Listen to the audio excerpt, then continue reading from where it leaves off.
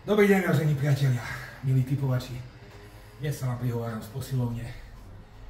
Chodím sem, keď mi tiket vyjde, alebo keď mi nevyjde. Včera mi niečo vyšlo, niečo nevyšlo. Hlavne na VIP analýzach som zase uhadol zápas, keď som typoval, že Slováci dajú Kanaďanom 2 a viac gólov, dali 3. Takže máme radosť, tí, ktorí ste to dali na tiket. Sme vyhrali a môžeme sa tešiť. Dnes je ponuka veľmi slabá, hokej žiadne.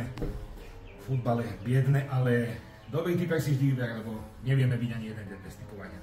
Takže na dnes dáme Baraš, Regensburg, PN 1,5 plus góla, Dánsku ligu, Kolding, Aalborg 2,5 plus góla, Vendsyssel, Frederika z tej istej ligy z Dánskej 2,5 plus, potom z Norskej ligy Bodo Glimt, Kfun 2,5 plus, Emirates, Al Nassr 2,5 plus a Al Wahda Fakan takisto 2,5 plus.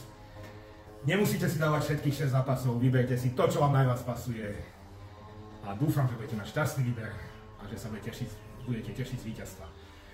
Ešte by som vás chcel zajtra pozvať, tí, ktorí máte predplatené na Patreone k mojim videoanalýzám. Zajtra si rozoberieme zápas Manchester City, Manchester United, v finále FA Cupu a podrobne si o tomto zápase niečo povieme, takže srdečne sa na vás teším. Ďakujem za pozornosť. Zdieľajte, lajkujte, dajte si odber a teším sa na vás. Pekný deň prajem.